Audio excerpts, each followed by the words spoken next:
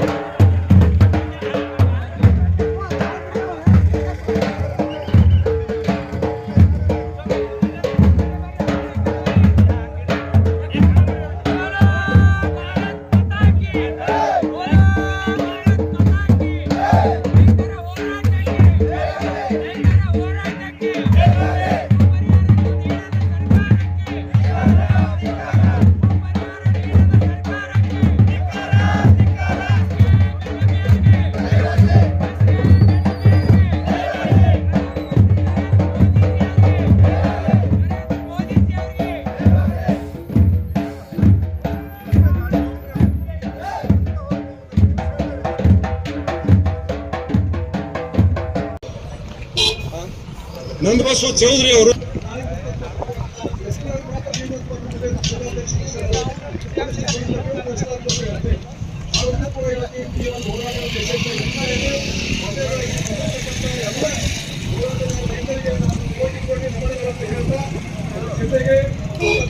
ಒಂದು 14 ಆಗಿಂದ 148 ಕೂಡ 1 ಎಕರೆಕ ಸರ್ಕಾರ 1 ಎಕರೆಕ ಅವಾಗ ನೀರಾವರಿ ಹೋರಾಟದಿಂದನೇ ಸರ್ಕಾರಗಳು ರೈತರನ್ನು ಮೇಲೆತ್ತಲಿಕ್ಕೆ ಅನಾದಿ ಕಾಲದಿಂದ ನಾವು ನೋಡಿರ್ತಕ್ಕಂಥದ್ದು. ಈಗಿನ ಸರ್ಕಾರ ಸನ್ಮಾನ್ಯ ಡಿ ಕೆ ಶಿವಕುಮಾರ್ ಅವರು ನೀರಾವರಿ ಮಂತ್ರಿಗಳದಾರ. ಆದ್ರೆ ಅವ್ರಿಗೊಂದು ಮಾತನ್ನು ಹೇಳಿಕ್ಕೆ ಇಚ್ಛೆ ಪಡ್ತೀನಿ.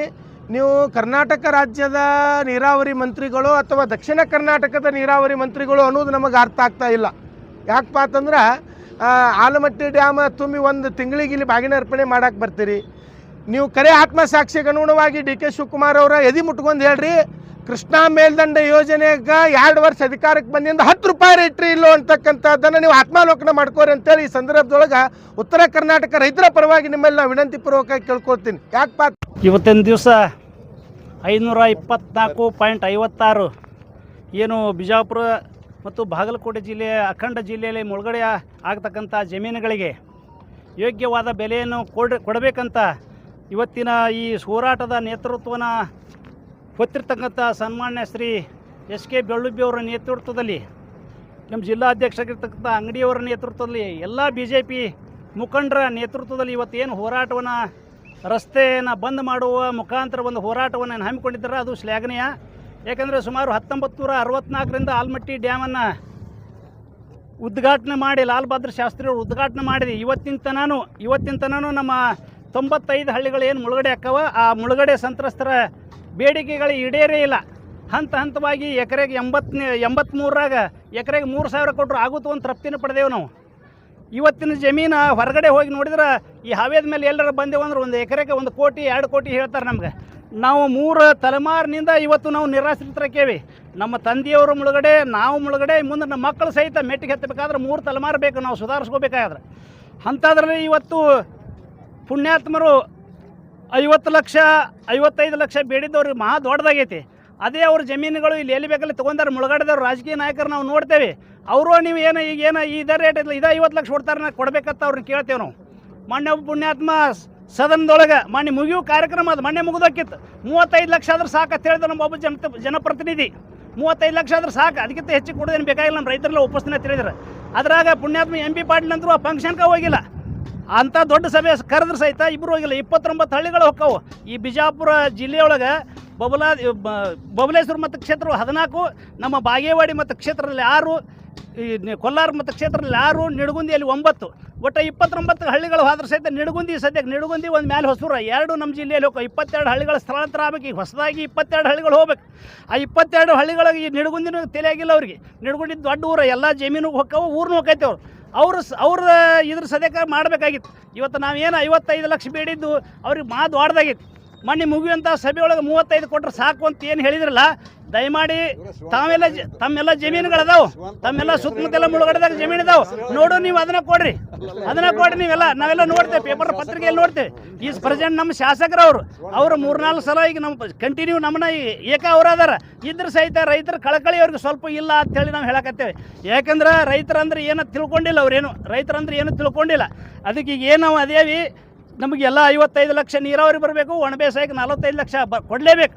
ಈ ಪುನರ್ವಸತಿ ಅಧಿಕಾರಿಗಳಿಗೆ ಇನ್ನೂ ನಮ್ಮ ರೈತರಿಗೆ ಕೋಲಾರದ 1478 ಮನೆಗಳಿಗೆ ಎಲ್ಲ ಈ ಬೀಳಗಿ ತಾಲೂಕಿನ ಟಕ್ಕಳಿಕೆ ಅವೆರಡಕ್ಕೂ ಕೋರ್ಟ್ನ ಪರಿಹಾರ ಕೊಡಲಿಲ್ಲ.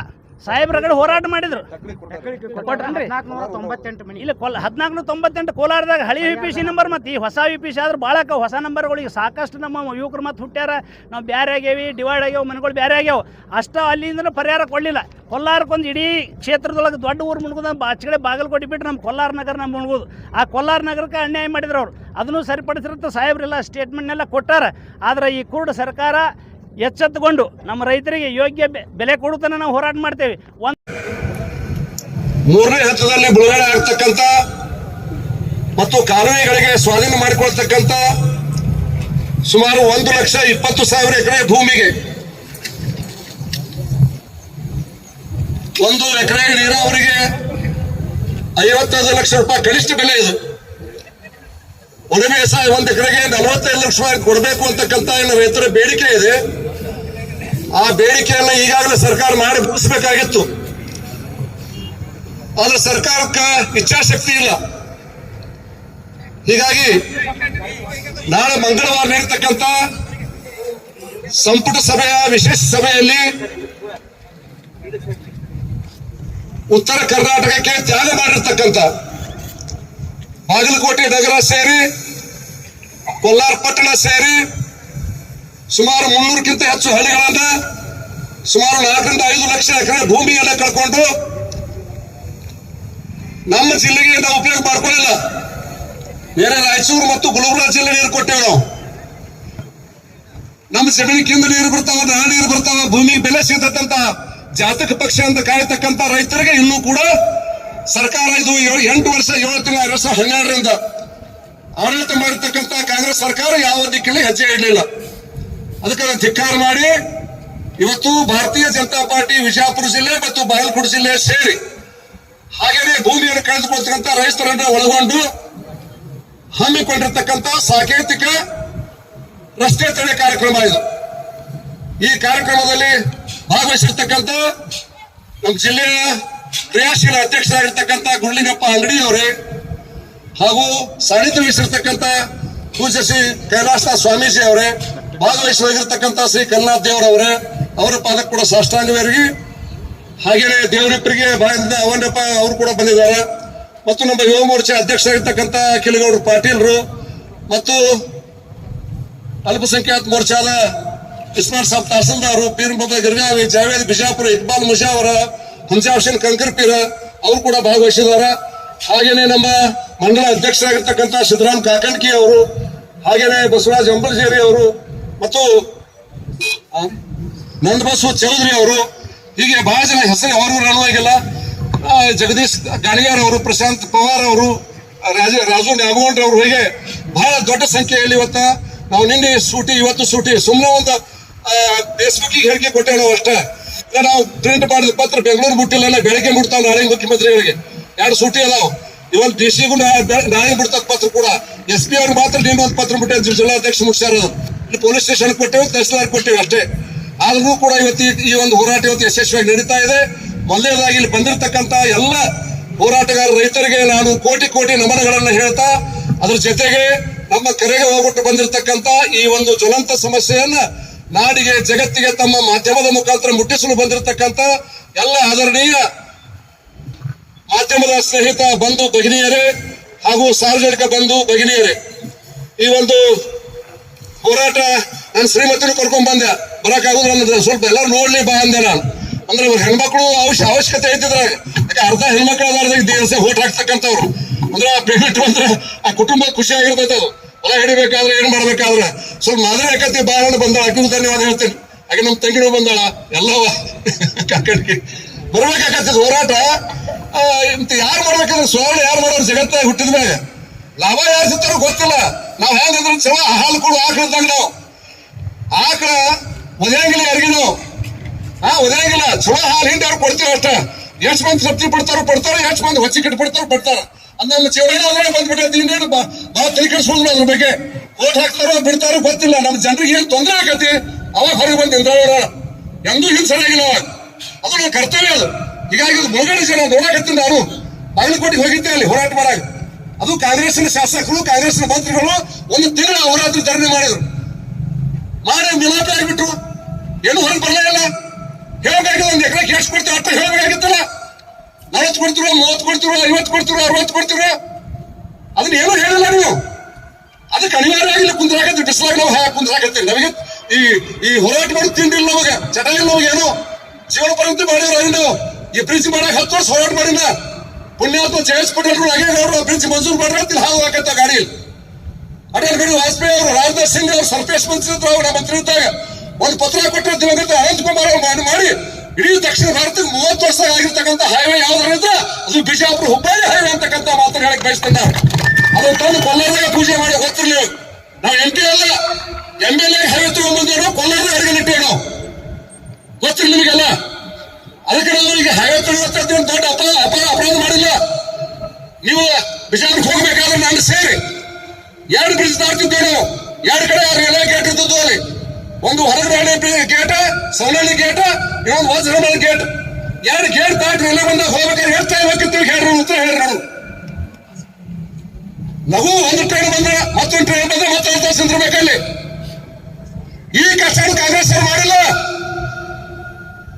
ನಮ್ಮ ಜನಪ್ರಿಯ ಸಂಸದರು ರಮೇಶ್ ಜಿಗಜಿಣಗಿ ಅವರು ದೇಶ ತುಂಬಾ ಹೈವೇಗಳನ್ನ ಮಾಲೆಯನ್ನು ಭಾರತ ಮಧ್ಯೆ ಹಾಕಿರ್ತಕ್ಕಂಥ ಭಾರತ ಮಾಲ, ಸಾಗರ ಮಾಲ, ಪರ್ವತ ಮಾಲ, ಸಮುದ್ರದಾಗ, ಭೂಮಿ ಮ್ಯಾಗ, ಹಿಮಾಲಯ ಪರ್ವತದಾಗ, ಚೀನಾ ಪಾಕಿಸ್ತಾನವರೆಗೆ ಹೈವೇ ಮಾಡಿರ್ತಕ್ಕಂಥ ಗಣಸಾರ ಅವರದ್ದು ನಿತಿನ್ ಗಡ್ಕರಿ ಅವರು ಅಂತಕ್ಕಂಥ ಮಾತ್ರ ಹೇಳಕ್ ಬಯಸ್ತೀನಿ ನಾನು. ಬಂಧುಗಳೇ, ರಸ್ತೆಗಳ ಹಾರವನ್ನೇ ಭಾರತ ಮಾತೆಗೆ ಹಾಕಿರ್ತಕ್ಕಂಥದ್ದು ಭಾರತೀಯ ಜನತಾ ಪಾರ್ಟಿ ಮತ್ತು ಪ್ರಧಾನಮಂತ್ರಿ ನರೇಂದ್ರ ಮೋದಿ ಅವರು ಅಂತಕ್ಕಂಥ ಮಾತ್ರ ಹೇಳಕ್ ಬಯಸ್ತೀನಿ. ಬಂಧುಗಳೇ, ಕೊಟ್ಟು ನಾನು ಜಗದೀಶ್ ಶೆಟ್ಟರ್ಗೆ ಮತ್ತು ಬೊಮ್ಮಾಯಿ ಈ ಜಿಲ್ಲೆಗೆ ನಿಜವಾದ ಭಗೀರಥ ಯಾರು ಅಂದ್ರೆ ಜಗದೀಶ್ ಶೆಟ್ಟರು ಮತ್ತು ಬಸವರಾಜ ಬೊಮ್ಮಾಯಿ ಅಂತಕ್ಕಂಥ ಮಾತ್ರ ಹೇಳಕ್ ಬಯಸ್ತೀನಿ ನಾನು.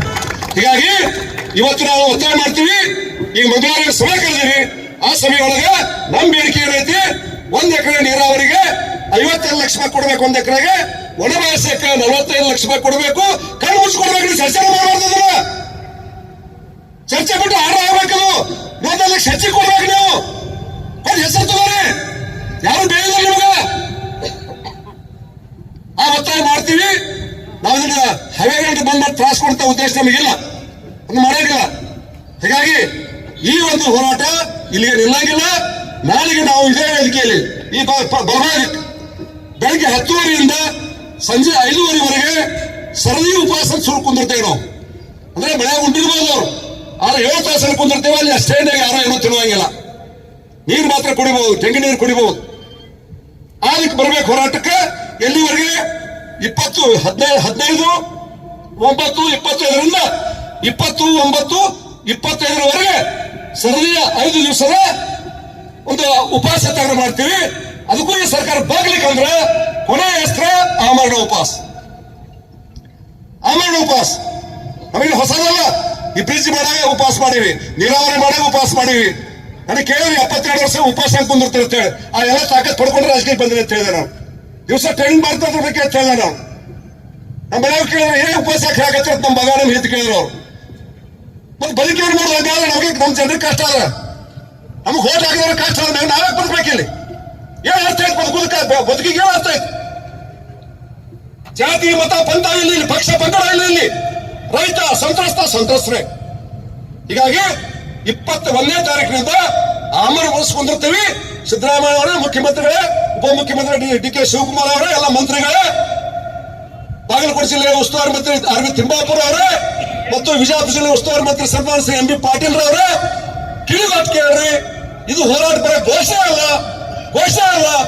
ಇಲ್ಲಿ ಸಂಗಮನಾಥರ ಮೇಲೆ ಹಾನಿ ಮಾಡಿ ಹೇಳ್ತೀವಿ, ದೇವಾಲಯ ಮೇಲೆ ಹಾನಿ ಮಾಡಿ ಹೇಳ್ತೀವಿ. 21ನೇ ತಾರೀಕಿಗೆ ನಮ್ಮ ಸಮೀಪದ ಸಿಗ್ಲಿಕ್ಕಂದ್ರೆ ಇಲ್ಲಿ ನಾವು ಜೀವ ಹೋಗೋದು ಕೂಡ ಆಮರಣ ಉಪವಾಸ ಇಬ್ಬಟ್ಟು ಹೇಳತಕ್ಕಂಥ ಪ್ರತಿಜ್ಞೆಯನ್ನ ಈ ಹೋರಾಟಕ್ಕೆ ಮಾಡ್ತೀವಿ. ಇದಕ್ಕೆ ಎಚ್ಚರಗೊಂಡು ತಕ್ಷಣದ ಆಡಳಿತ ಸಂಪುಟ ಸಭೆಯೊಳಗೆ ಈ ನಿರ್ಣಯ ಕೈಗೊಳ್ಳಬೇಕು ಅಂತ ಒತ್ತಾಯವನ್ನ ಮಾಧ್ಯಮದ ಮುಖಾಂತರ ನಾವು ಮಾಡ್ಲಿಕ್ಕೆ ಬಯಸ್ತೀವಿ. ಸಹಕಾರ ಕೊಟ್ಟಿರ್ತಕ್ಕಂಥ ಎಲ್ಲ ಪೊಲೀಸ್ ಇಲಾಖೆ ಬಂಧುಗಳಿಗೆ ಮತ್ತೆ ಎಲ್ಲರೂ ಕೂಡ ವಂದನೆಗಳು ಹೇಳಕ್ ಬಯಸ್ತೀವಿ. ಇಡೀ ಪ್ರಾಜೆಕ್ಟ್ ಅಲ್ಲಿ ಒಂದು ಗ್ರಾಮದ 1498 ಬೆಳಿಗ್ಗೆ ಮಾತ್ರ ಎಣ್ಣೆ ಆಗೈತೆ. ಅವಾಗ ಸರ್ಕಾರ ಏನ್ ಮಾಡ್ತು, ಬೆಳಿಗ್ಗೆ ತಾಲೂಕು ಟಕ್ಕಳಿಗೆ, ಬಾಗೇವಾಡಿ ತಾಲೂಕು ಕೊಲ್ಲಾರಕ್ಕೆ ಮಾತ್ರ 3 ಕಂಡೀಷನ್ ಹಾಕಿ ಪರಿಹಾರ ಕೊಟ್ಟರು. ನಾ ಹೆಚ್ಚಿನ ಪರಿಹಾರ ಕೋಟಿಗೆ ಹೋಗಬಾರ್ದು. ತಕ್ಕಳಿಗೆ ನಾವು 3 ಕಂಡೀಷನ್ ತೆಗೆದ ಅವ್ರಿಗೆ ಪರಿಹಾರ ಕೊಟ್ಟಿಲ್ಲ. ನಮ್ಮ ಕೊಲ್ಲಾರದ 2 ಕಂಡೀಷನ್ ತೆಗೆದ ಈ ಕೋಟಿಗೆ ಹೋಗಿ ಕೊಡುವಂತ ಪರಿಹಾರ ಮಾತ್ರ ಬಾಕಿ ಐತಿ. ಅವಾಗ ನಮ್ಗೆ 5 ಕೋಟಿ ಪೂರ್ಣ ಪರಿಹಾರ ಸಿಕ್ಕಿತ್ತು. ಕೋಟಿಗೆ ಹೋಗಿದ್ರೆ 10 ಕೋಟಿ ಆಕಿತ್ತು, ಇನ್ನು 5 ಕೋಟಿ. ಅದಕ್ಕೆ 5 ಕೋಟಿಯಲ್ಲಿ ಉಳಿದತ್ವ ಅದು ಇವತ್ತಿನ ಬೆಲೆ ಎಷ್ಟು ಆಗತ್ತಂದ್ರೆ 50 ಕೋಟಿ ಆಗತ್ತದ. 5 ಕೋಟಿಗೆ 50 ಕೋಟಿ ಆಗತ್ತದ. ಅದಕ್ಕೆ 50 ಕೋಟಿ ರೂಪಾಯಿಗಳನ್ನ 1498 ಮನೆ ಯಾರು ಕಳ್ಕೊಂಡ ಆ ಕಳ್ಕೊಂಡಂತ ಸಂತ್ರಸ್ತರಿಗೆ ಕಣ್ಣು ಮುಚ್ಚಿ ನೀವು ಕೊಡ್ಬೇಕು 50 ಕೋಟಿ. ಇದು ನಿಮ್ಮ ದುಡ್ಡು ಅಲ್ಲಿದು, ನಿಮ್ ದುಡ್ಡು ಅಲ್ಲಿದು. ಮತ್ತೆ ಆಲ್ರೆಡಿ ಡ್ಯಾಮ್ ಕೊಲ್ಲಾರ 1498 ಮನೆ ಬಿಟ್ಟರೆ ಯಾರಿಗೂ ನಡೆ ಆಗಿಲ್ಲ. ಕೇವಲ ಕೊಲ್ಲೋದಕ್ಕಾಗಿ ನೀವೇ ಕೊಳ್ಳೋದು ಕೇಳಬಹುದು. 2012 ಮಂತ್ರಿ ಇದ್ದಾಗ ಬೊಮ್ಮಾಯಿ ಅವರಿಗೆ, ಕಾರಜೋಳ ಅವರಿಗೆ, ಜಗದೀಶ್ ಶೆಟ್ಟಿಗೆ ಫೈಲ್ ತರಿಸಿದ್ದೆ. ನಾನು ತರಿಸಿ ಚರ್ಚೆ ಮಾಡಿ